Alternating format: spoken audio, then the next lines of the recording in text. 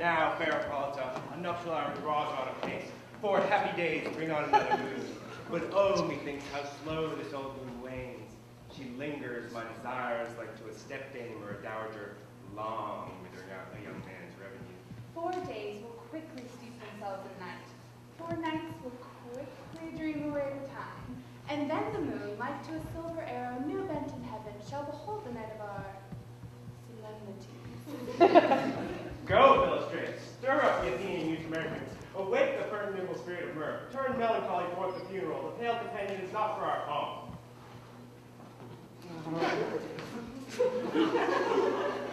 Hippolyta, I wooed thee with my sword, and won thy love doing the injuries.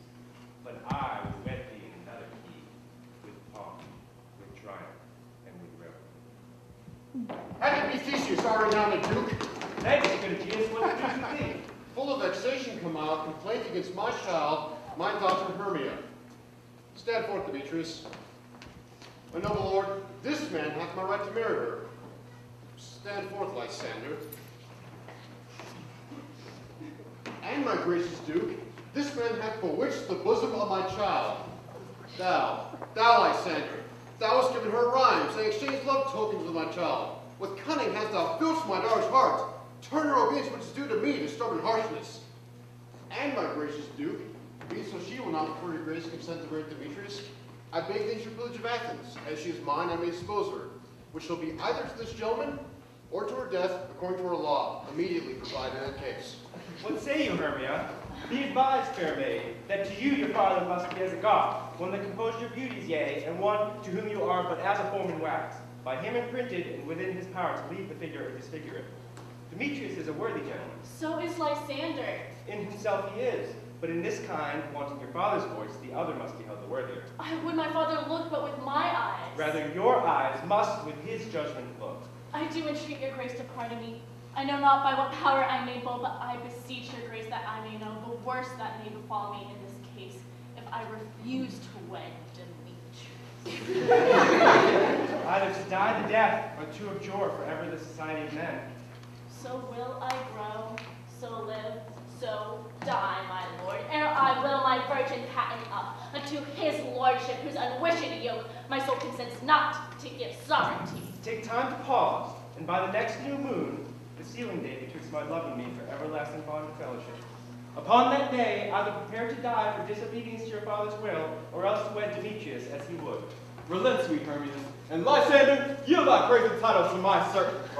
You have her father's love, Demetrius. Let me have Hermia's. Do you marry him? Surely, at my love, it was mine, my love shall render him. And she is mine, and my rights of her I do estate unto Demetrius. I am, my lord, as well derived as he, as well possessed. My love is more than his. My fortunes in every way is fairly ranked, if not with vantage, as Demetrius. And more than all these boasts can be, I am beloved of the beauteous Hermia. Why then should I not prosecute my right? Demetrius, all about it to his head, made love to Nader's daughter Helena, and won her soul. And she, sweet lady, dotes, devoutly dotes in idolatry upon this spotted and inconstant man. I must confess that I've heard so much, and with Demetrius thought to have spoke thereof. But being overfull of self-affairs, my mind did lose it. But Demetrius, come, and come, Aegeus, you shall go with me. I have some private schooling for you both. For you, fair Hermia, look you arm yourself to fit your fancies to your father's will, or else the law of Athens yields you up to death or to a vow of single life. Come, my Hippolyta. Look here, my love. Demetrius and Aegeus, go along. I must employ you in some business against our nuptials and confer with you of something narrowly that concerns yourselves. With duty and desire we follow you. How now, my love? Why is your cheek so pale? How chance the roses do fade so fast? Belike for want of rain, which I could well obtain from the tempest of my eyes. I, for aught that I could ever read, or hear by tale or history, the course of true love never did run smooth. Oh, hell! To choose love by another's eyes? Hear me, Hermia. I have a widow aunt, a dowager of great revenue, and she hath no child. From Athens is her house remote 7 leagues, and she respects me as her only son. There, gentle Hermia, will I marry thee. And to that place the sharp Athenian law cannot pursue us. If thou lovest me then, Meet me outside the woods, a league without the town, where I did meet thee once with Helena. There I will stay for thee. My good Lysander, by all the vows that men have ever broke, in number more than ever woman spoke, in that same place that thou hast appointed me, tomorrow truly will I meet with thee. Keep promise, love. Look, here comes Helena.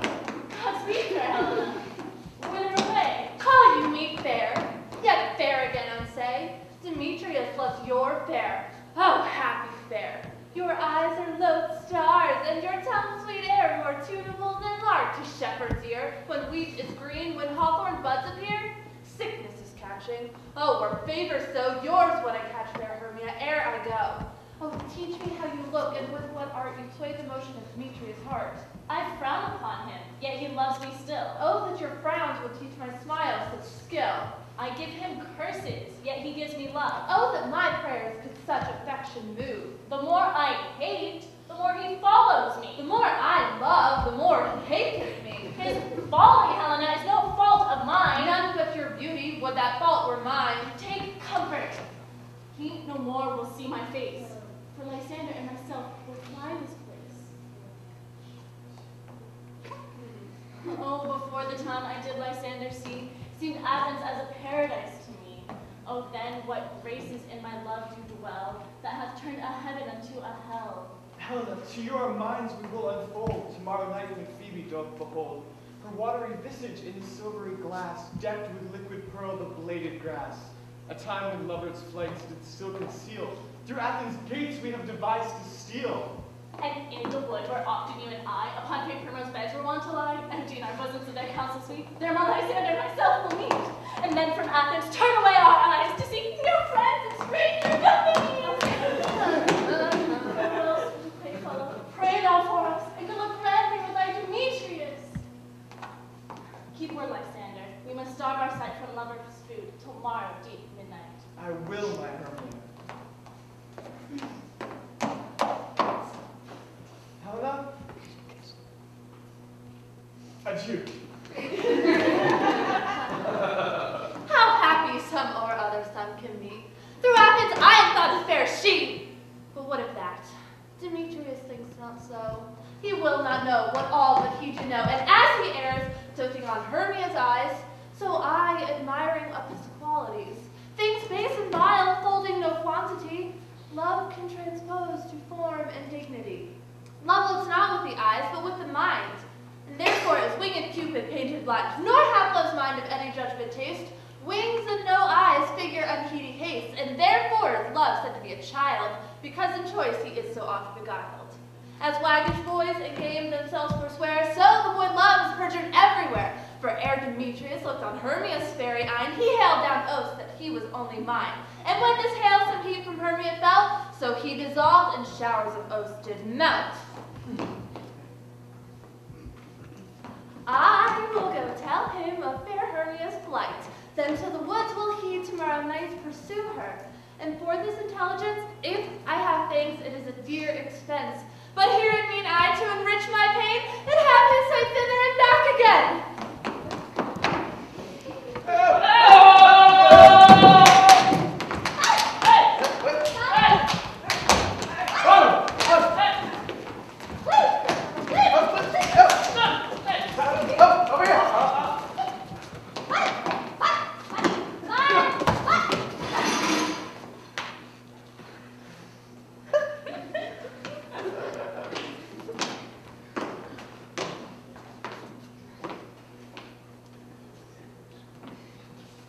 Is all our company here? You were best to call them gentlemen, man by man, according to the script.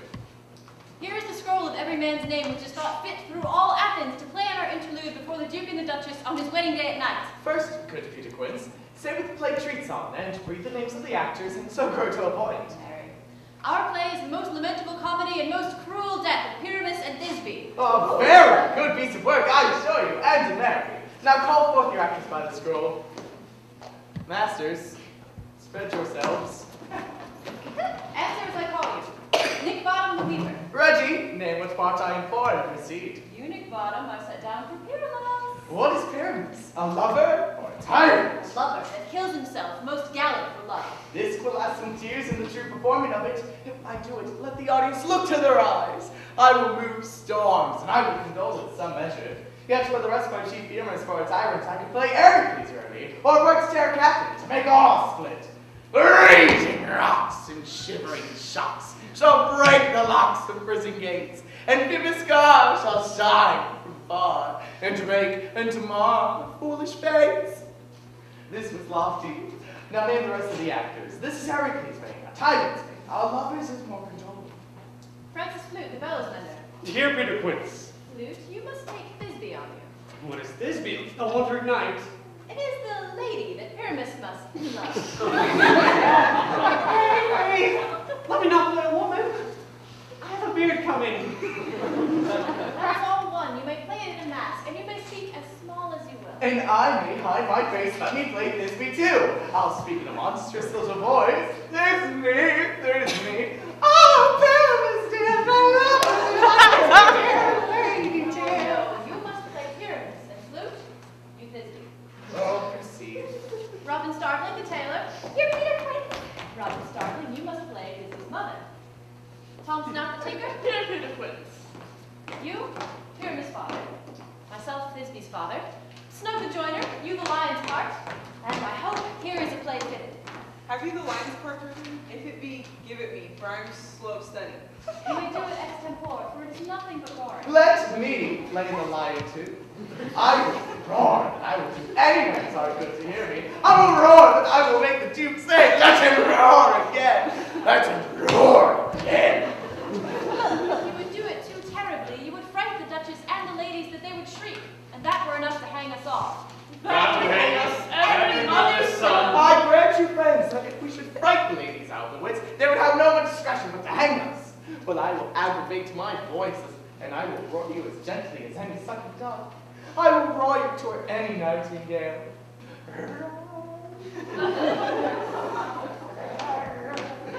Playing no part but Pyramus. Pyramus is a sweet-faced man, a proper man as one shall see in a summer's day. A most lovely, gentlemanlike man. Therefore you must needs play Pyramus. Well, I will undertake it. Masters, here are your parts, and I am to entreat you, request you, and desire you to call them by tomorrow night, and to meet me in the palace wood a mile without the town by moonlight. There we may rehearse most obscenely and courageously. Take things, be perfect. Adieu. At the Duke's opening. Enough! Hold. Close yours.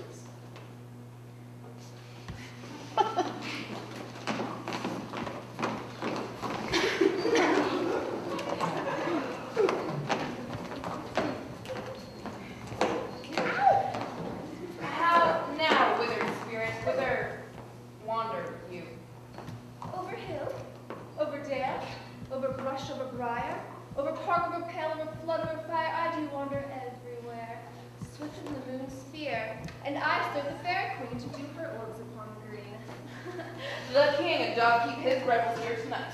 Take heed the queen come not within his sight, for Oberon is passing fell and wrath, knowing that she an attendant hath, oh, a lovely boy, stolen from an Indian king. She never had so sweet a changeling, and jealous Oberon would have the child to knight up his train to trace the forest wild. But she perforce withholds the beloved boy, crowns him with flowers, and makes him overjoyed. Either I mistake your shape and make him quite, or you are that shrewd and knavish sprite called Robin, good fellow. Are you not she? Are you not she who frightens the maids in the villagery? Are you not she? That is right. I am a merry wanderer of the night. Make him smile when I fat and brief that horse beguile. Nay, in likeness of a filly foal, and sometimes lurk out who gossips bold, in the very likeness of a roasted crab. And when she drinks against her lips, I bob, and down the withered dew I pour the gale. The light's aunt telling the saddest tale, sometimes for a 3-foot stool mistaken me. Then slip I from her bum, and down topples she. The jailer cries and falls into a cough, and the whole choir grab their hips and laugh, and waxen in their mirth and knees, and swear a merry hour was never wasted there. But room fairy, here comes Oberon. Here, my lady. Would that you were gone?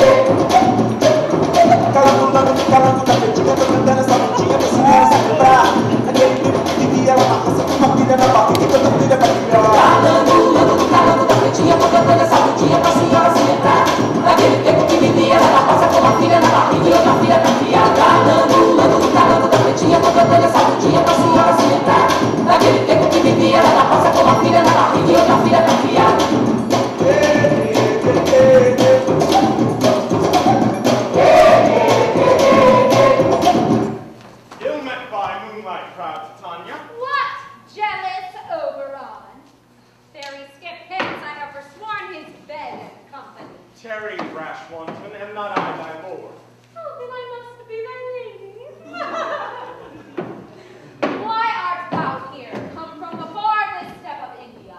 But that, forsooth, the bouncing Amazon, your buskin mistress, and your warrior love to Theseus must be wedded, and you come to give their bed joy and prosperity. How canst thou thus for shame, Titania?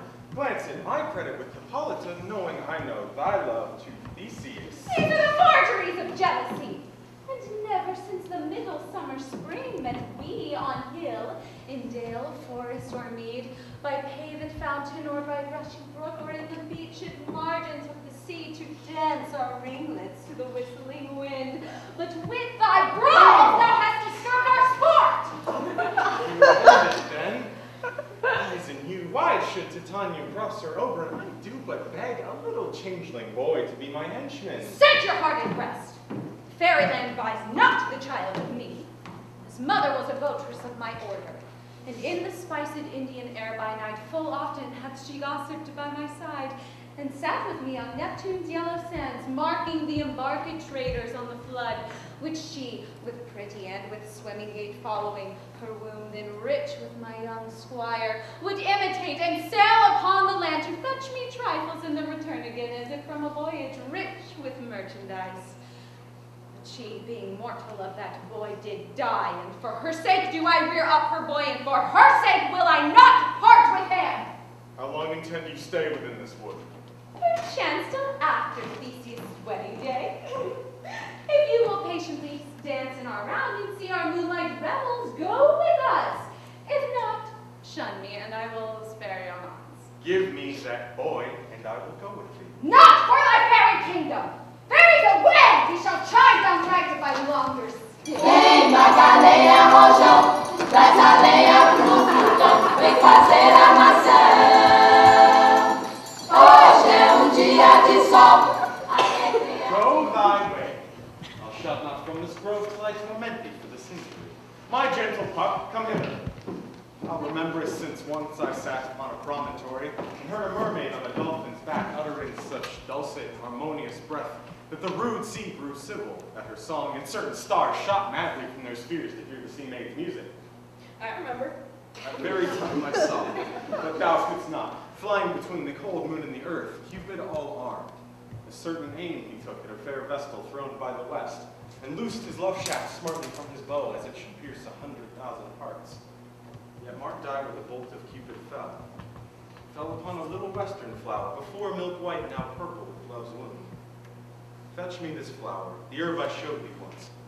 The juice of it on sleeping eyelids lay will make one man or woman madly dote upon the next live creature that it sees. Fetch me this herb, and be thou here again ere the Leviathan can swim a league. I'll put a girdle about the earth in 40 minutes. Having once this juice, I'll watch Titania when she is asleep, and drop the liquor of it in her eyes. Then the next thing she waking looks upon, be it on lion, bear, wolf, or bull, on meddling monkey, or on busy ape, she shall pursue it with the soul of love. And dare I take this charm from off her sight, as I can take it with another herb, I'll make her render up her page to me. But who comes here? I am invisible and will overhear their converse. I love thee not, therefore pursue me not. Where is Lysander fair Hermia? The one I'll slay, the other slayeth me. Thou toldst me they were stolen to this wood, and here I am, woven within this wood, because I cannot meet my Hermia. Hence, get thee gone, and follow me no more. You draw me, you hard-hearted adamant, but yet you draw not iron, for my heart is true as steel. Leave you your power to draw, and I shall have no power to follow you. Do I entice you? Do I speak you fair? Or rather, do I not plain as truth tell you I do not, nor I cannot love you? But even for that, do I love you the more? I am your spaniel. The more you greet me, you think that I'm your spaniel. Burn me. Lose me. Only give me leave, unworthy as I am, to follow you. What worse place can I beg in your love, and yet it requires me to be used to use your dog? Tell not to us the hatred of my spirit, for I am sick when I do this on me.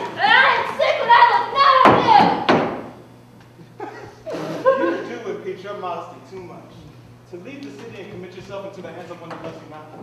To trust the opportunity of night and the ill counsel of a desert place with the rich birth of your virginity. Your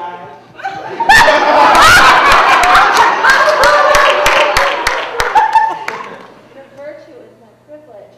For that, it is not.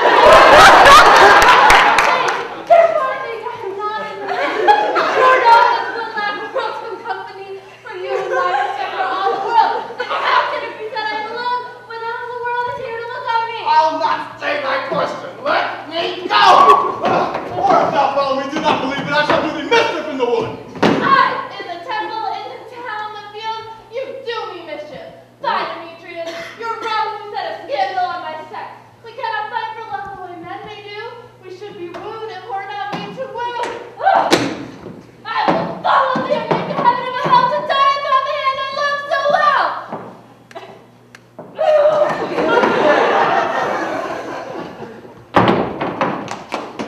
Fare thee well, nymph.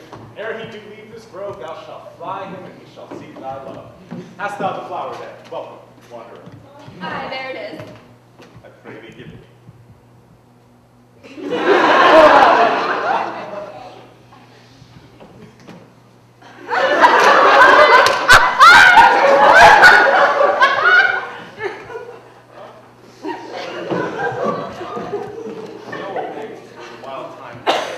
Where ox loops in the nodding violet grows. There sleeps Titania some time of the night, lulled in these flowers with dances and delight. In this juice of this I'll streak her eyes and make her full of hateful fantasies. Take thou some of it and seek from this grove. A sweet Athenian lady is in love with a disdainful youth. Anoint his eyes, but do it when the next thing he espies may be the lady. Thou shalt know the man by the Athenian garments he hath on. Effect it with some care that he may prove more fond on her than she upon her love. And look thou be near the first cock crow. Fear not, my lord, your servant shall do so.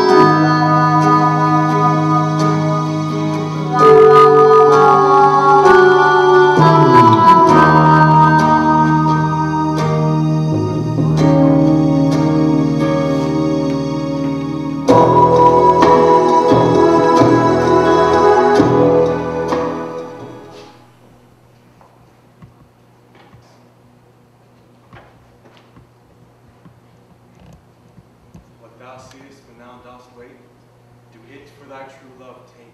Love and languish for his sake, be it ounce or cat or bear, hard or boar with bristled hair, in thy eye that shall appear, when thou wakest, it is thy dear.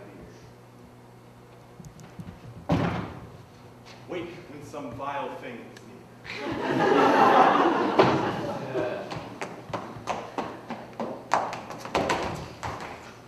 Fair love, you faint with wandering in the wood, and to speak troth, I had forgot our way. We'll rest us, Hermia, if you think it good, and tarry for the comfort of the day. Be it so, Lysander. Find you out of bed, for I upon this bank will rest my head. One turf shall serve as a pillow for us both. One heart, one bed, two bosoms, and one troth. Nay, good Lysander, for my sake, my dear, lie further off yet. Do not lie so. Take the sense, sweet, of my innocence. Love takes the meaning in love's conference. I mean that by my heart unto yours is mixed, so that one heart we can make of it. Then by your side no bedroom me deny. For lying so, Hermia, I do not lie. Oh, Lysander riddles me very prettily. How much beshrew my manners and my pride, if Hermia meant to say Lysander lied. But, gentle friend, lie further off. In human modesty, such separation may well be said becomes a virtuous bachelor and a maid, so far be distant. And good night, sweet friend. Thy love ne'er alter till thy sweet life end. Amen, amen, to that fair prayer say I. And I and loyalty, and I and life. Here is my bed. Sleep give thee all his rest. With half that wish, the wisher's eyes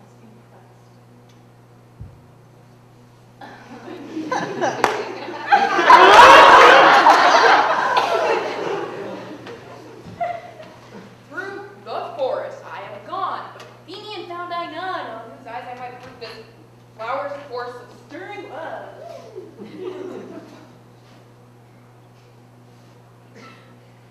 Oh, night and silence. Hey, who is here? Leaves the Athens heat up with.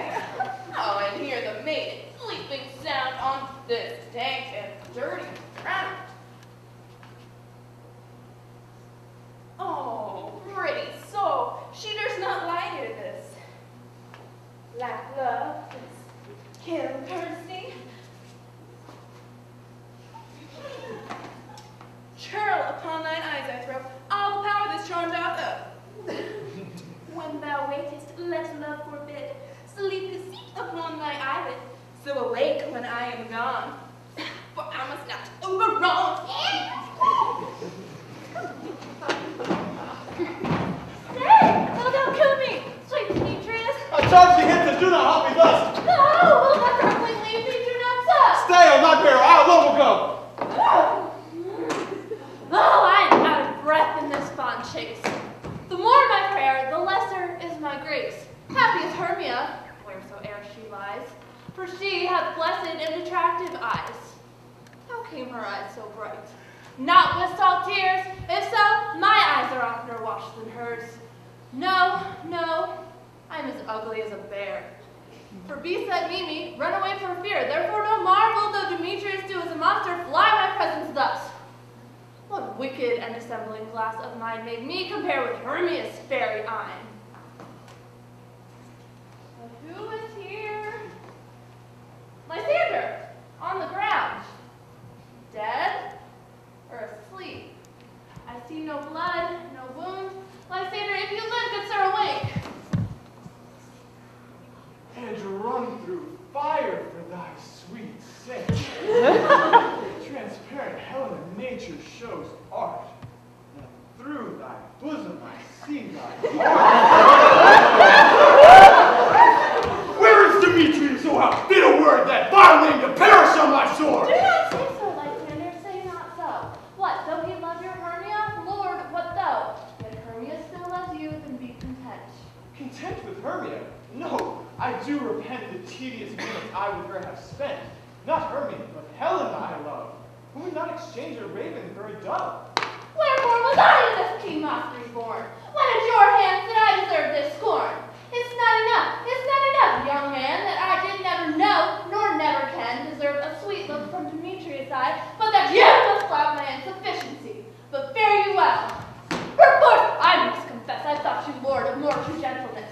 Oh, that a lady of one man refuse should of another therefore be abused.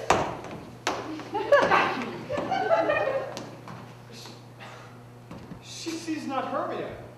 Hermia sleep thou there, and never mayest come Lysander near, for as surfeit of the sweetest things, deepest loathing to the stomach brings. All the powers address her love in might, to honor Helen, and to be her knight. Help me, Lysander, help me do thy best to pluck this crawling serpent from my breast. Ay me, for pity, what a dream was here. Lysander, look how I do quake with fear.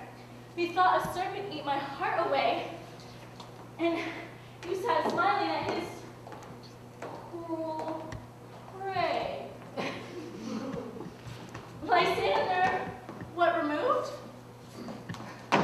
Lysander, Lord. What? Out of hearing? Gone? No sound, no word?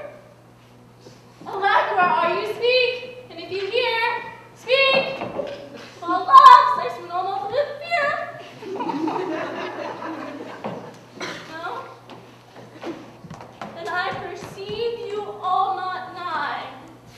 Either death or you I'll find immediately.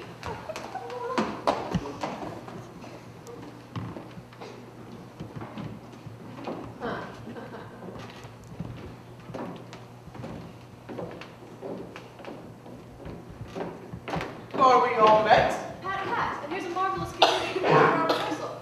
This green plot shall be our stage, and we will do it in action as we would do it before the Duke. Peter Quince, What sayest thou, Bully Bottom?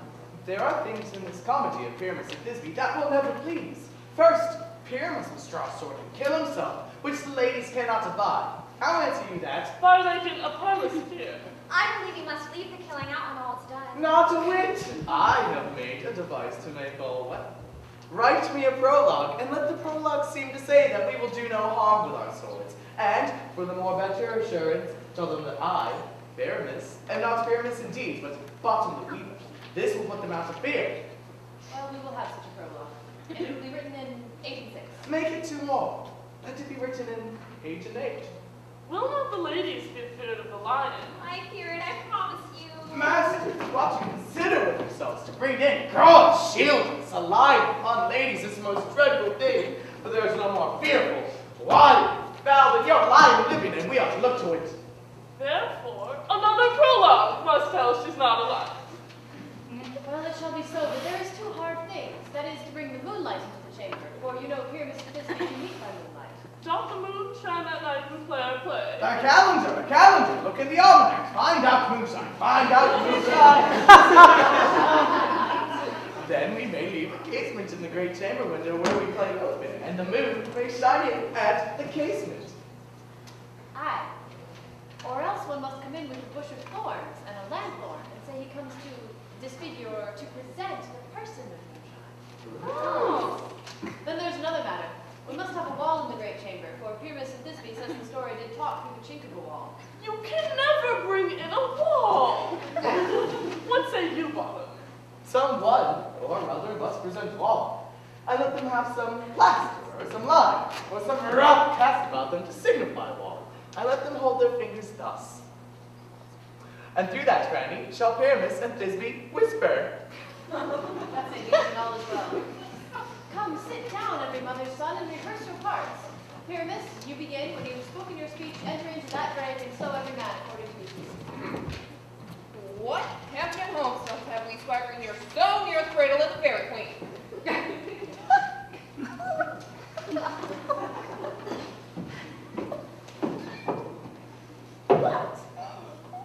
A play tower? Ooh, I'll be an auditor. And an actor too, perchance I will become. Speak, Pyramus. Thisbe, stand forth. Thisbe, thy flowers of odious savor. Odors, odors. Odors savor sweet. So hath thy breath. But hark, a voice. Stay thou with your while, and by I will to thee appear. A stranger, Pyramus, than e'er played here. Must I speak now? Aye, marry must you, for you must understand he goes but to see a noise that he heard, and is to come again.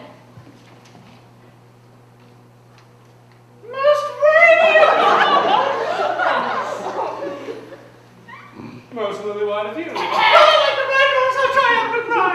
Most risky juvenile unique, most lovely shoe. As truest horse the air would never tire. I'll meet thee, Pyramus, at Nibby's tomb. Nibby's tomb, man! Why, you must not speak that yet. That can answer to Pyramus. You speak all your part at once, cues and all. Pyramus, enter, your cue is past. It is never tire. As truest horse the air would never tire. If I were So strange, we are haunted! Pray, masters, fly, masters, help! I'll follow you. I'll lead you about and around, through bog, through brush, through break, through briar. Sometimes a horse I'll be, sometimes a hound, a hog, a headless bear, sometimes a fire. And neigh and bark and grunt and roar and burn like horse, hound, hog, bear, fire at every turn. Why do they run away? This is a game to make me a fear. Oh, thou art changed. What do I see on thee? What do you see? You see an ass head of your own, do you? Bless thee, Bottom, bless thee! Thou art translated! Ah! I see they're angry. This is to make an ass of me. Right to me if they could. But I will not stir from this spot, do what they can. I will walk up and down here, and I shall sing, and they will hear. I am not afraid. The also cock so black of hue, with orange sunny veil, the throsser with his note so true, the red little quail. What angel wakes me from my flowery bed? The finch, the sparrow, and the lark, the plain-song cuckoo gray, whose note full many a man doth mark, and dares not answer nay. But who would set his wit so foolish a bird? Who would give a bird the lie, though he cried cuckoo never saw? I pray thee, gentle mortal, sing again. Mine ear is much enamored of thy note, so is mine eye enthralled to thy shape, and thy fair virtue's force perforce doth move me on the first view to say, to swear, I love thee. Methinks this. You have to say the truth, reason and love keep little company together nowadays. Thou art as wise as thou art beautiful. Not so neither. But if I had enough wit to get out of this wood, I'd have enough to serve mine own turn. Out of this wood do not desire to go. Thou shalt remain here, whether thou wilt or no. I am a spirit of no common rate. The summer still doth tend upon my state, and I do love thee, therefore go with me. I'll give thee fairies to attend on thee. Peas blossom, cobweb, and mustard seed. Ready? And up. Where shall I go? Be kind and courteous to this gentleman.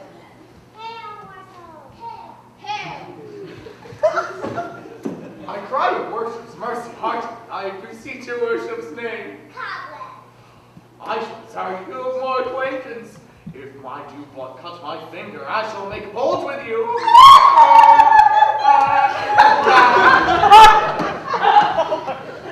Your name, honest gentlewoman?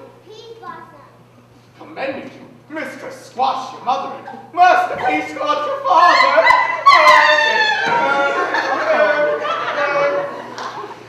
I shall desire you of more acquaintance as well. Your name, I beseech you, sir. Mustard seed. Good. Mustard seed. I know your patience well. That same cowardly giant like ox beef hath devoured many a gentleman of your house.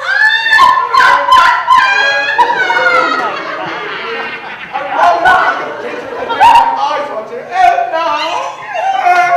Oh my God. Now, lead him to my bower. The moon, methinks, looks on with a watery eye when she weeps every little flower lamenting some enforced chastity. Bring him silently.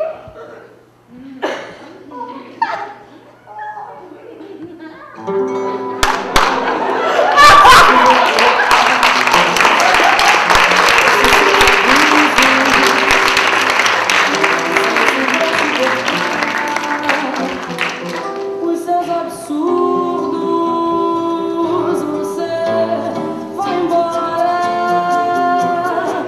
por aí afora, distribuindo sonhos, os carinhos que você me prometeu, você me desama. E boa noite, eu tô agonia.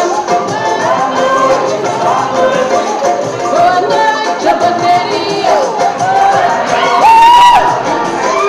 Boa noite aos diretores. Boa noite, a alegria. Também aos compositores. I wonder if Titania reawaked. Then what it was that next came in her eye, which she must dote on in extremity. How now, mad spirit? What night rule now about this haunted grove? My mistress with a monster is in love. Clear to her close and consecrated bower, while she was in her dull, sleeping hour. A crew of patches, rude mechanicals, who worked for bread upon Athenian stalls, were met together to rehearse a play intended for great Theseus' nuptial day, wherein that thick skin of that barren sort, who pyramids presented in their sport, forsook his scene and entered in a break. advantage take. An ass's knoll, I fix it on his head. Anon his Thisbe must be Ezra, and forth my mimic comes. Oh, as they him spy, as creeping geese the creeping fowler eye, or russet patches many and sore, riding con of guns apart, simmer themselves now to sleep the sky. So at a sight, away his fellows fly. I led them on in this distracted fear, and left sweet pyramids translated there. When in that moment, so it came to pass, Tanya awake and straight away, love and ass.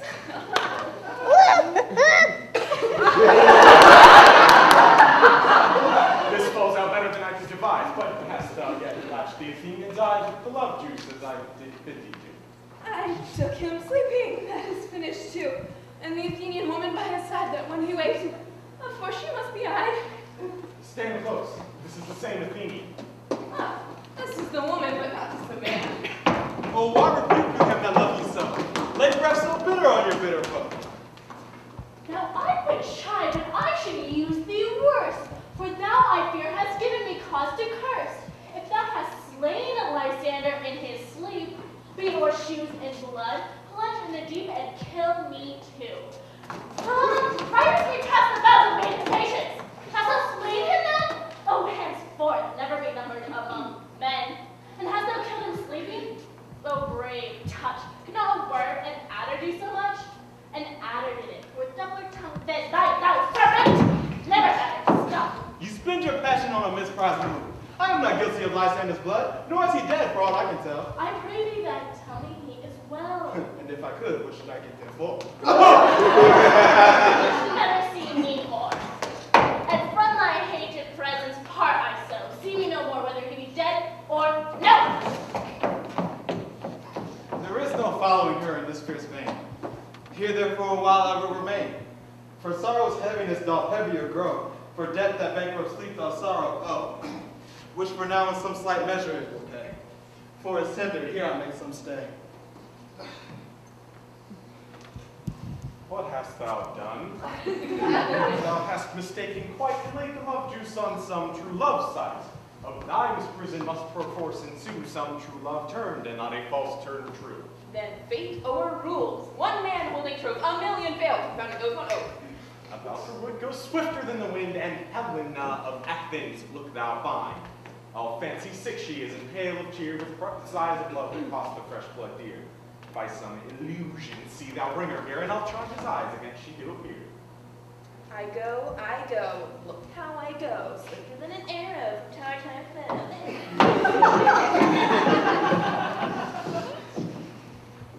Flower of this purple dye, hit with Cupid's archery, sink an apple of his eye. When his love he doth espy, let her shine as gloriously as the Venus of the sky. When thou wakest, she be by, beg of her for remedy. Captain of a very band! Hilda is here at hand, and the youth mystify me, pleading for a lover's feet. Shall we their Valentine and see? Lord, what fools these mortals be. Stand aside. The noise they make will cause Demetrius to awake. Then will two at once prove one. And that must needs be sport alone, and those things do best leave me that befall preposterously. Why should you think that I should woo and scorn? Scorn and derision never come in tears. Look, when I vow, I weep. And in vows so born, in their nativity, all truth appears. How can these things in me seem scorn to you, bearing the badge of faith to prove that truth? You do advance your cunning more and more. When truth kills truth, oh, devilish holy fray, these vows are Hermia's. Will you give her or weigh oath with oath, and you will nothing weigh? Your vows to her and me, put in two scales, will even weigh, and both as light as tails. I had no judgment when to her I swore. Nor none in my mind, now you give her or. Demetrius loves her, he loves not you. Oh, Helen. Goddess, nymph, perfect, divine. To what shall I compare thy mind? Crystals mighty, oh how ripe show thy lips. Those kissing cherries tempting grow. Oh, spite! Oh, hell! I see you are all bent to set against me for your merriment. If you were men, as men you are in show, you would not use a gentle lady so, to vow and swear and super praise my parts your hearts. You both are rivals and love Hermia, and now both rivals to mock Helena. A trim exploit, a manly enterprise, to conjure tears up in a poor maid's eyes with your derision. None of noble sort would sew up thy diversion, and extort a poor soul's patience, all to make you sport. Demetrius, you are unkind. Be not so. For you love Hermia.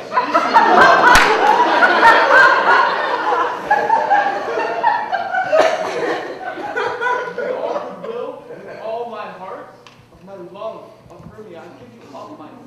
And yours of Helena to me the queen, whom I do love and will do till my death. Never did mockers waste more idle breath. Lysander, keep that Hermia. I will not. If e'er I loved her, all that love is gone. My heart to her, but as guess why I sojourn, and now to Helena it is home return. There to remain. Helena, it is not so. Thou dost not know, lest thy peril thou buy it did. Look where I look around. Yonder is thy dead. Dark night that from the eye dysfunction takes, the ear more quick of apprehension makes. When it doth impair the scene, sends to place the very double recompense. Thou art not by mine eye, Lysander, found, but mine ear I think it brought me to thy sound. But why unkindly dost thou leave me so? Why should he stay, whom love doth press to go? What love could press Lysander from thy side? Lysander's love that would not let him bide.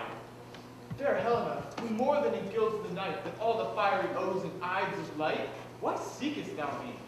Canst not thee make me know? The hate I bear thee made me leave thee so. You speak not as you think, it cannot be. Lo, she is one of this confederacy. Now I perceive they have conjoined all three to fashion this false sport in spite of me. Injurious Hermia, most ungrateful maid, have you conspired, have you with these contrived to scorn me with this foul derision? It is not friendly, 'tis not maidenly. Our sex as well as I may chide you for it, though I alone do feel the injury. I understand not what you mean by this. I do persever. Go through fit sad looks. Make mouth upon me when I turn my back. Wink at each other. Hold the sweet jest up. This sport well carried shall be chronicled. But fare ye well. 'Tis partly my own fault, which death or absence soon shall remedy. Hey, gentle Helena, hear my my life, my soul, fair Helena. Excellent! Sweet, do not scorn her so. If she cannot entreat, I can compel. Thou canst compel no more than she can entreat.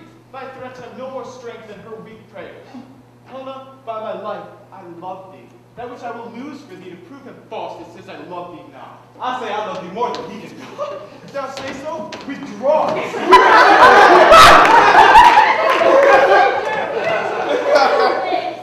Oh, thou cat, thou bird, vile thing let loose, or I will shake thee from me like a serpent.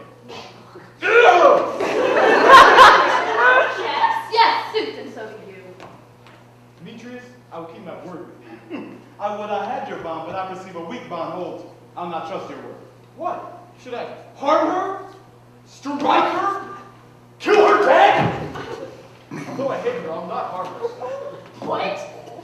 Do me greater harm than hate? Hate me? Wherefore only what news, my love? Am not I Hermia? Are not you Lysander? I am as fair now as I was erewhile. Since night you loved me, since night you left me. Why then you left me, oh gods forbid, and shall I say? I, by my life, and never did desire to see thee more. Therefore be out of hope, of question, of doubt. Be certain nothing truer, 'tis no jest, that I do hate thee and love Helena. Juggler, you canker blossom, thief of love. What, have you come in the night and stolen my love's heart from him? Fie, do counterfeit you. Puppet you. Puppet? Why so? Why? That way goes the game. Now I perceive that she hath made compare between our statures. She hath urged her height, and with her personage, her tall personage, with her height pursuit, she hath prevailed with him. And have you grown so high in his esteem because I am so dwarfish and so low? How low am I?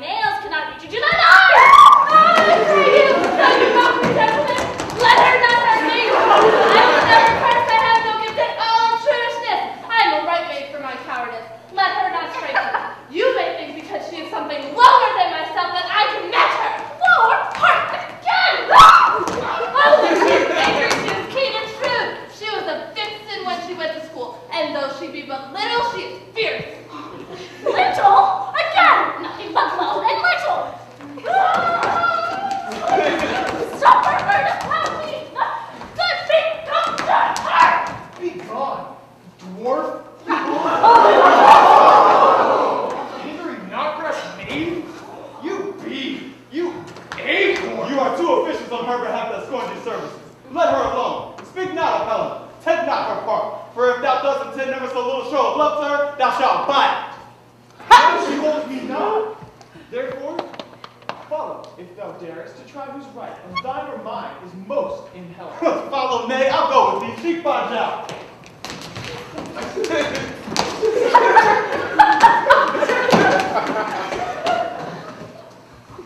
You, mistress, all this coil is long of you. Nay, go not back. I will not trust you, nor longer stay in your cursed company. Your hands and mine are quicker for a fray. My legs are longer than to run away! Not what to say! This is thy negligence. Still thou mistakest, or else commits thy knaveries willfully. Believe me, King of Shadows, I mistook. Did you not tell me I should know the man by the Athenian garments he had on, and therefore a blameless is my enterprise, for I have anointed an Athenian's eyes. And so far glad I am in so-did sort as there are jangling, I do esteem a sport. Thou seest these lovers seek a place to fight. Hie, therefore, Robin, overcast the net and lead these testy rivals so astray as one come not within another's way. Like to Lysander, sometime frame thy tongue, and stir Demetrius up with bitter wrong. And sometime rail thou like Demetrius, and from each other look thou lead them thus, till o'er their brows death counterfeiting sleep with leaded legs and batty wings doth creep. Then crush the serve into Lysander's eye, whose liquor hath this virtuous property to take from thence all error with his might, and make his eyeballs roll with wonted sight.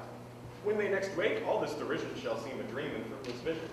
While I this fair duty employ, I'll to my queen and beg her Indian boy, and then I will her charmed eye release from monsters' view, and all things shall be peace.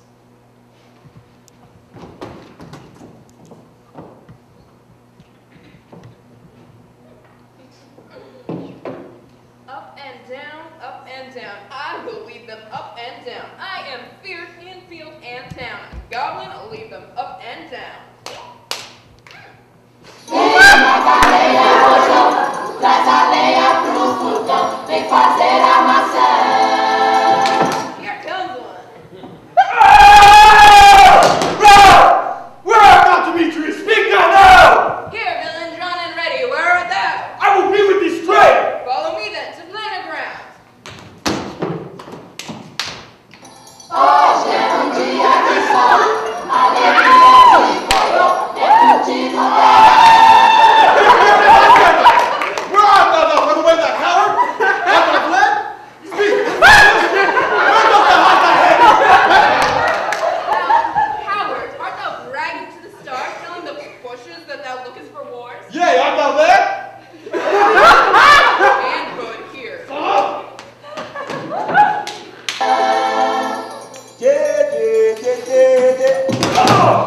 He goes before me and dares me on. I come where he calls, and then he is gone. The villain is much lighter heeled than I. But the faster did I fly, the faster did he go. I fall in my dark and uneven way. Here will I rest me. Come thou, gentle day, and if but once you show me thy light, I will find Demetrius and revenge this spite.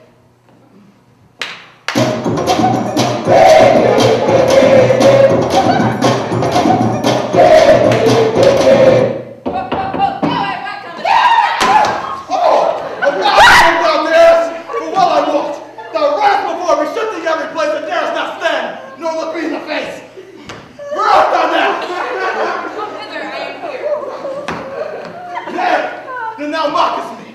Thou shalt bind this deer, if ever I thy face by daylight see. But go thy way. Faintness constraineth me to measure out my length on this cold bed. By day's approach, look to be visited.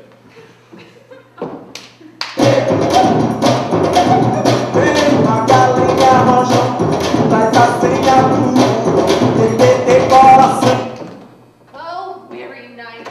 Oh, long and tedious night, but drink thy hour. Shine comforts from the east, that I may back to Athens from these that my poor company detest. And sleep, which sometimes shuts up sorrow's eyes, steal me a while from mine own company. Hoje é dia de sol, alegria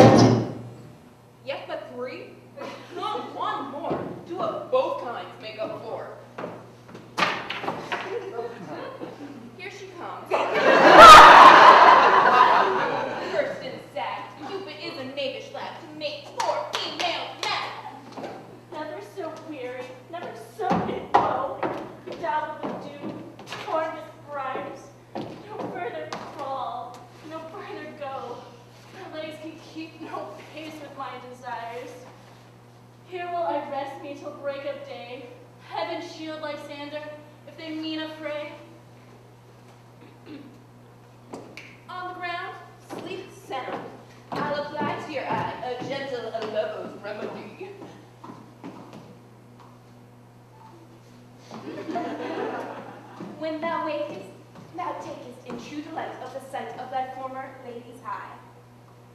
And the country proverb know that every man shall have his own. Fire waking shall be shown. Jack shall have Jill, naught shall go ill. Every man shall have his mare again, and all shall be well.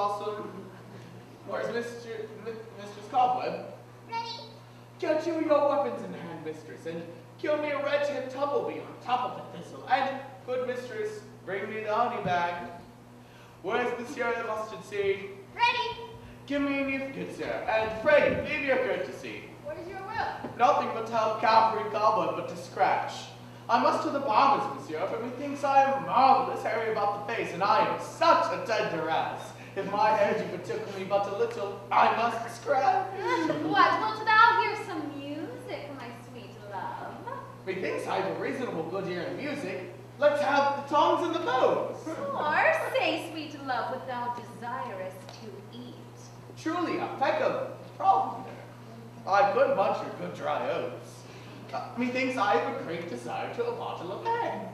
Good day, sweet day, hath no fellow. I am a venturous fairy that shall seek the squirrel's hoard and fetch thee new nuts. I'd rather have a handful or two of dry peas. But let none of your people stir me. I have an exposition of sleep come upon me. Sleep thou, and I will wind thee in my arms. Fairies be gone, and be always away.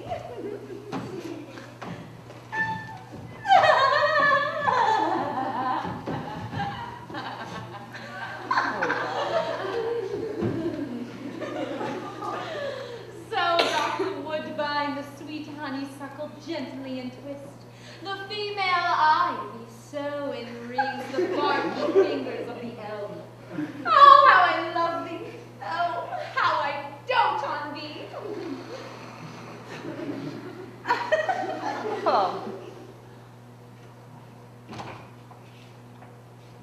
Welcome, good Robin. Seest thou this sweet sight? Her dotage now I do begin to pity, for meeting her of late behind the woods, seeking sweet favors from this hateful fool, I did upbraid her and fall out with her. When I had it my pleasure, taunted her, and she in mild terms begged my patience, I then did ask for her changeling child, which straight she gave me, and her fairy sent about bear into my bower in fairyland. Now I have the boy, I will undo this hateful imperfection of her eyes. And, Puck, take this transformed scalp from off the head of this Athenian swain, that he, awaking when the others do, may all to Athens back again repair, and think no more of this night's accidents, but as the fierce vexation of a dream. But first I will release the fairy tongue. Be as thou wast wont to be, see as thou wast wont to see. Now, my Titania, wake you, my sweet queen. Oh, my Oberon! What visions I have seen! Methought I was enamored of an ass! Where lies your love? I hate these things to pass! Silence a while. Robin, take off this head, and Titania, music call and strike more dead than common sleep of all these five senses. Music, oh! Music, such as charmeth sleep. Now when thou wakest with thine own fool's eyes peep. Sound. Music. Now, my queen, take hands with me and rock the ground whereon these sleepers feed. Now thou and I are human amity, and will tomorrow at midnight solemnly dance into Theseus' house triumphantly, and bless it all to fair prosperity. There will the pairs of faithful lovers be wedded with Theseus, all in jollity. Very king, attend and mark, I do hear the morning lark. Then my queen in silent, sad trip we after the next shade. We both soon swifter than the wandering moon. Come, my lord, and in our flight, tell me how it came this night that I, sleeping here, was found with these mortals.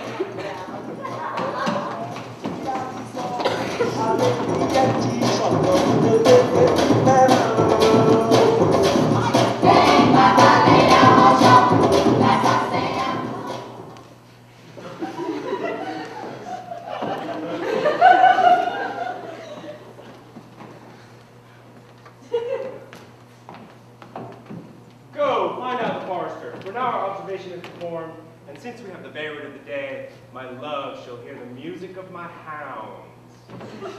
Uncouple in the western valley, let them go dispatched, I say.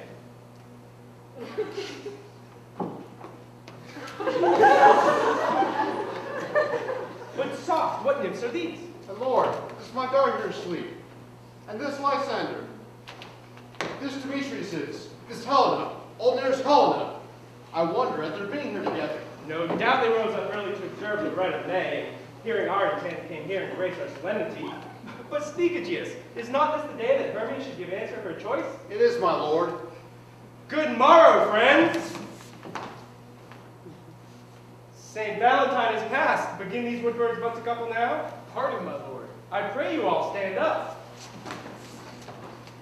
I know these two are rival enemies. How comes this gentle concord in the world that hatred is so far from jealousy? To sleep by hate, fear no enmity. My lord, I shall reply amazingly. Half sleep, half waking, but as yet I swear, I cannot truly say how it is I came here. And I would think, for truly I would speak, and now as you bethink me, so it is. I came with Hermia hither. Enough, enough, my lord, you have enough. I beg the law upon his head. It was stolen away, then, with Demetrius, thereby to defeated you and me. You of your wife, and me my consent. My consent that she should be your wife. My lord, fair Helen told me of their stealth, of their purpose hither to this wood, and I am fearing hither followed them. Fair Helen advancing following me. But my good lord, I would not by what power, but by some power it is, my love for Hermia melted as the snow. Now seems to me as the reverberance of an idle god, which in my childhood I did dote upon. And all the faith, the virtue of my heart, the object of mine eye, is only Helena.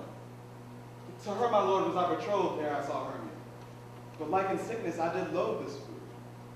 But as in health returned to its natural taste, now I do wish it, love it, long for it, and will forevermore be true to it. Fair lovers, you are fortunately met. Of this discourse we more will hear anon. Aegeus, I will overbear your will.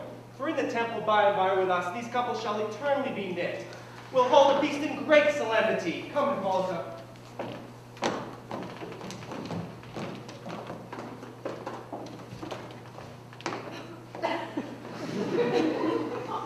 These things seem small and undistinguishable. Methinks I see these things with parted eye, when everything seems double. So many things. And I have found Demetrius like a jewel, mine own and not mine own. Are you sure that we are awake? It seems to me that yet we sleep, we dream. Do you not think the Duke was just here and bid us to follow him? Yea, and my father, and Hippolyta. And he did bid us to follow to the temple. Why then we are awake. Let us follow, and by the way, let us recount our dreams. When my cue comes, call me. My next is most fair pyramids. Hi-ho! Peter Quiz. Luke, the bellows mender. Snap the tinker. Startling. God's my life. Stolen hence and left to me here asleep. I've had a most rare vision. I've had a dream, past the wit of man to say what dream it was. Man is but an ass if he goes to expound his dream. Methought I was... There is no telling what. Methought I was... And methought I had. Man is but a patched fool if he will offer to say what he thought I had. The eye of man hath not heard. The ear of man hath not seen. Man's hand not able to taste. His tongue to conceive. nor is hard to report what my dream was. I would get future Quince to write me a ballad of this dream, and it shall be called Bottom's Dream, for it hath no bottom, and I shall sing it at the latter end of the play before the Duke. Peradventure, to make it the more gracious, I shall sing it at her death. Vem, bacaleia, rojão, traz areia pro vulcão, vem fazer a maçã. Hoje é dia de sol, alegria de folhão, é curtir o verão.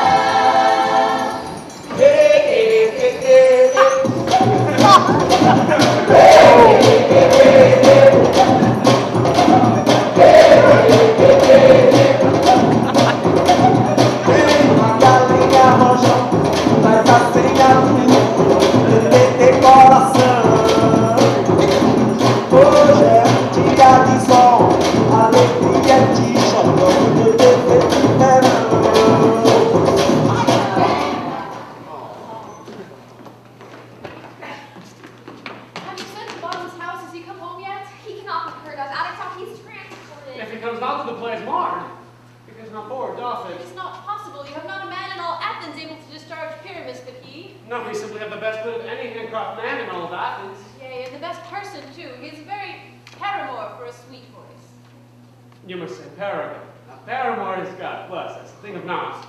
Masters, the Duke is coming from the temple, and there's 2 or 3 lords and ladies more merry. If our sport had gone forward, we would have all been made men. Sweet Billy Bottom! Where are these lads? Where are these hearts? Masters, I to discourse wonders, but ask me not what, for if I told you I'd be no true Athenian. I shall tell you everything right as it fell out. Let us hear, sweet bottom. Not a word of me. All I will say is that the Duke had died. Get your apparel together. New strings to your beards, new ribbons to your palms. Every man meet at the palace, and every man law his part, for the short and long of it is. Our play is prepared! Let he that plays Thisbe have clean linens, and let not him that plays the lion bear his nails, for they shall hang out from the lion's claws. And, most dear actors, eat no onions, nor garlic, for we are taught to sweet breath. And I do not doubt to hear them say it is a sweet comedy. No more words. Away. Go away.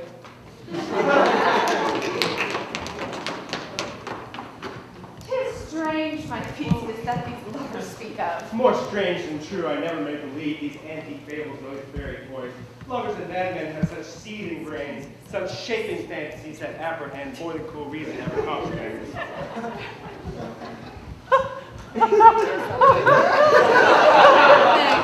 Thank you. Joy, dear friends, joy and fresh days of love, comfort your hearts. More than to us. Wings in your royal walks, your board, your bed. Come now, what masks, what dances shall we have to wear away this long age of 3 hours between our after supper and bedtime? Where is our usual manager of mirth? What revels are in hand? Is there no play to ease the anguish of a torturing hour? Call Philostrate. Here, mighty Theseus. Say what enrichment have you for this evening? What masks, what music? How shall we beguile the lazy time if not with some delight? There's brief how many sports are right. Make choice of what your highness will see first. Pass it back.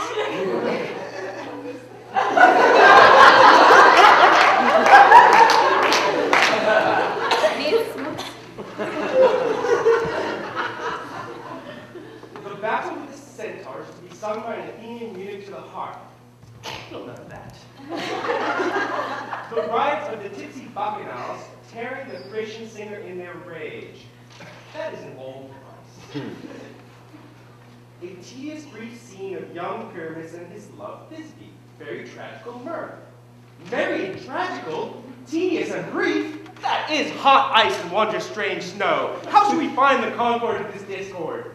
The play there is, my lord, some 10 words long, which is as brief as I have known a play. But by 10 words, my noble lord, it is too long, which makes it tedious, for in all the play there is not one word apt, one player fitted, and when Pyramid doth kill himself, when I saw rehearse, I must confess, made mine eyes water with merry tears of passions of loud laughter never shed. What are they that do play it? hard-headed men who work here in Athens, who never labored in their minds till now, and now have toiled on their breathed memories with the same play against your nuptials. And we will hear it. Oh no, my noble lord, it is not for you. I have heard it over, and it is nothing, nothing in this world unless you can find sport in their intents, extremely stretched and conned and cruel pain to do you service. I will hear that play, for never anything could be amiss when simpleness and duty tender it. Go bring them in, and take your places, ladies.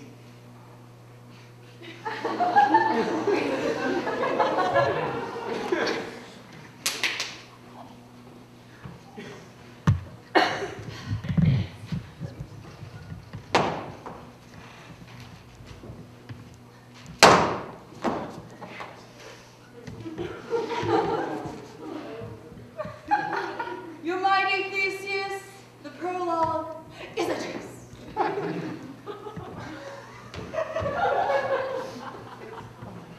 Let her approach.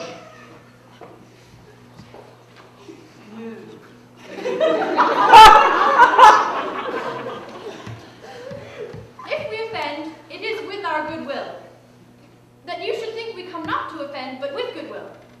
To show our simple skill, that is the true beginning of our end. Consider then we come but in despite.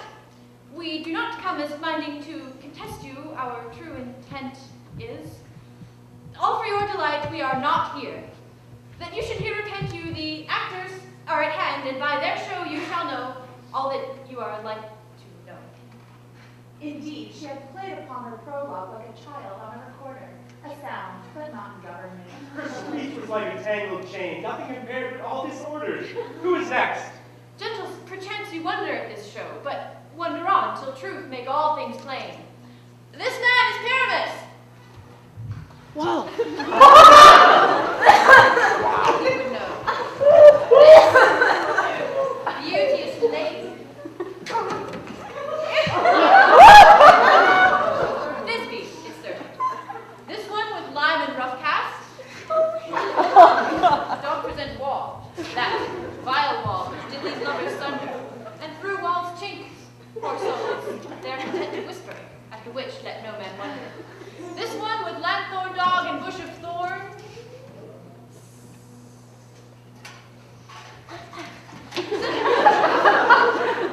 you will know by moonshine did these lovers think no scorn to meet at Ninus' tomb, there to woo. This grisly beast, which lion had by name, the trusty Thisbe, coming first by night, did scare away, or rather did affright.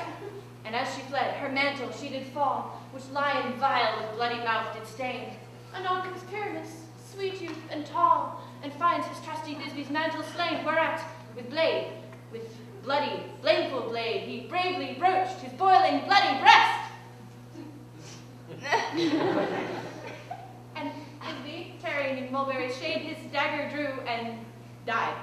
And for the rest, let lion, moonshine, wall, and lovers twain at large discourse while they here do remain. I wonder if the lion thieves speak. No wonder, my lord. One lion may when many asses do.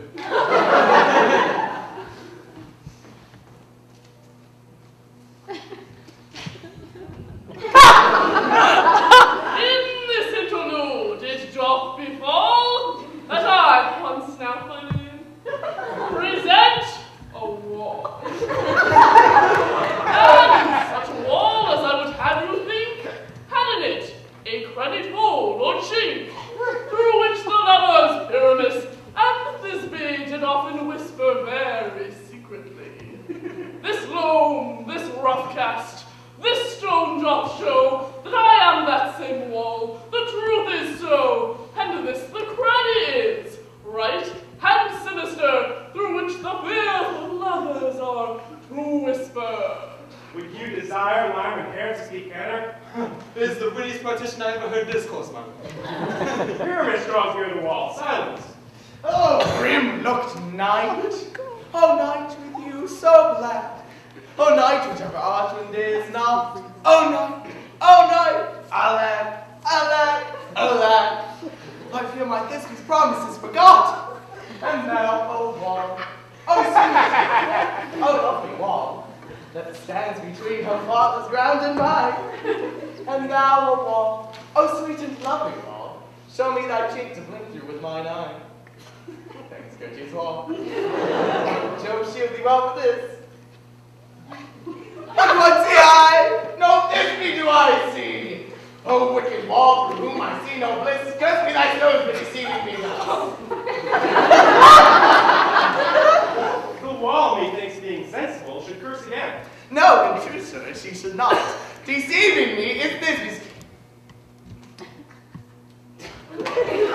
Here, she is come now, and I am fired through the wall. It shall fall flat, as I told you. Yonder she comes.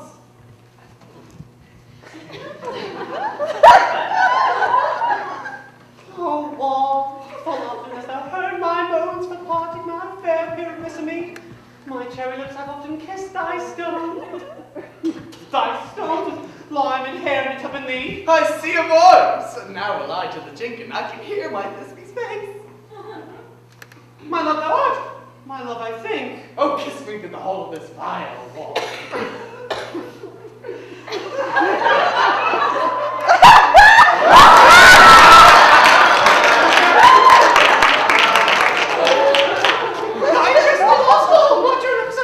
Wilt thou at these two meet me straight away? Time not, I dare make coming into delay. Thus have I, wall, my part discharged so.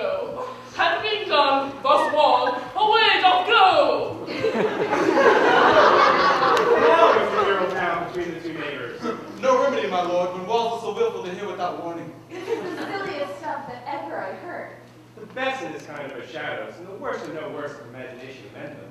It must be your imagination then, and not theirs. If we imagine no worse of them than they of themselves, they may pass for excellent men. Here come two noble beasts in, a man and a lion. You ladies, you whose gentle hearts do fear the smallest monstrous mouse that creeps on floor, may now perchance both quake and tremble here when lion rough in wildest rage doth roar!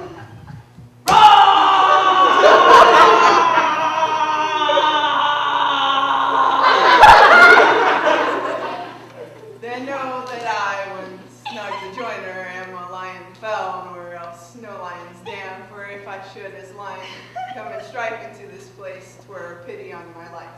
A very gentle beast of a good conscience. The very best that beast, my lord, that e'er I saw. This lanthorn doth the horned moon present. Myself, men in the moon, do seem to be. This is our greatest error of all the rest. A man should be put into the lanthorn. How is it else a man in the moon? He dares not come there, for you see the candle. For the candle you see is already in snuff. I'm weary of this moon. Would she would change. It appears by her small discretion that she is in wane, but yet in courtesy, in all reason, we must stay the time. Proceed, moon. All I have to say is to tell you that this lanthorn is the moon. Myself, the man in the moon. This bush, my bush, and this dog, my dog. Why all these should be in the moon, for all these are in the lantern? But silence, here comes this. This is on in his tomb. But where's my love? Roar! Roar! Run, Thisbe! Indeed, the moon shines with good grace. Well, that's fine. Oh my god. The silver lining vanished. And then came Pyramus. Weep, moon, I thank thee for thy sunbeams. I thank thee, moon, for shining now so bright. For by thy gracious, golden, glittering gleams, I trust to take true as this be sight. But stay, oh spite, but mark, poor night, what dreadful toll is here. I who you see, how can it be? Oh dainty duck, oh dear, thy mantle good, but stained with blood.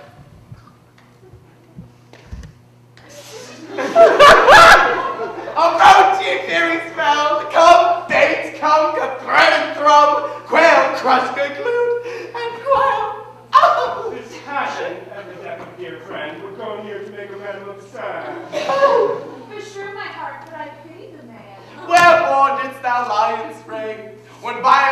hath the flowers, my dear, which is no, which was the fairest dame that lived, that loved, that liked, that looked with cheer. Come, tears, confound, out sword and woman of Paris. I that left backward heart on top, thus die, thus.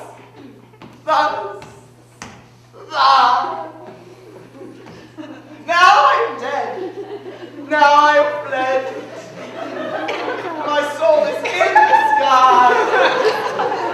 Tongue, take that.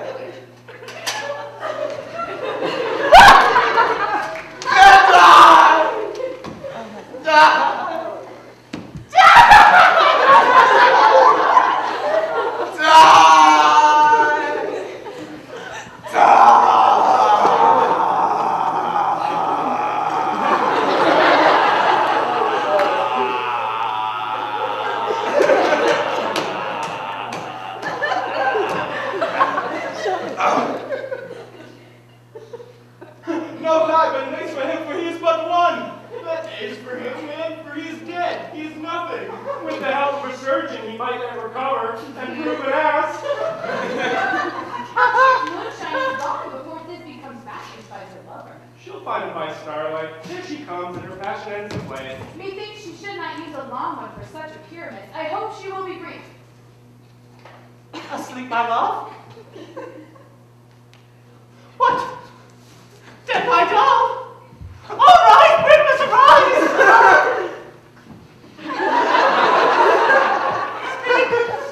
Speak! My dove, dead, dead. A tomb must cover these eyes. These my lips, this cherry nose, these yellow castle cheeks.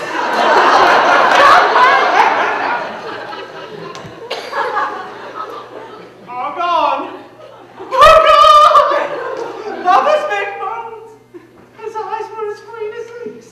Oh, sisters three, come to me.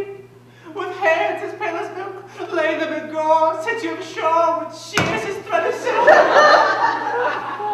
Told not a word. Come, blade. Come, trusty blade, my breast and room. And farewell, prince. Thus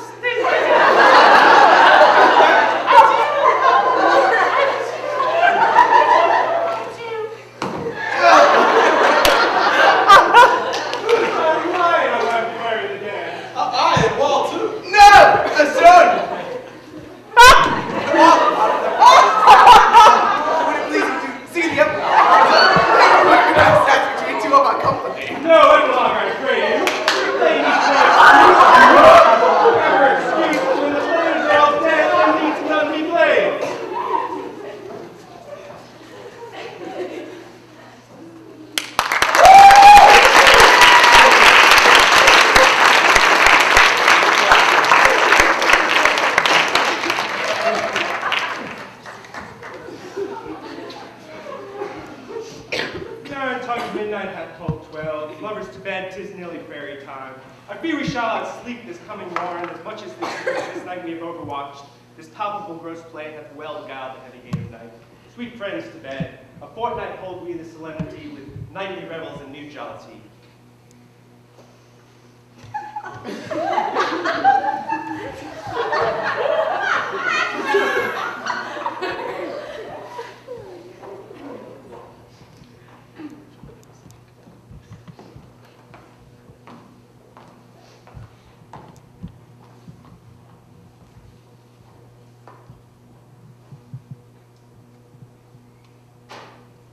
If we shadows have offended, think but this, and all is amended, that you have but slumbered here while these visions did appear, and this weak and idle theme, no more yielding but a dream. Gentles, do not reprehend. If you pardon, we will mend. And, as I am an honest puck, if we have unearned luck now to escape the serpent's tongue, we will make amends ere long. Or else the puck a liar call. So, good night unto you all. Give me your hands, if we be friends. and Robin shall restore. Amen.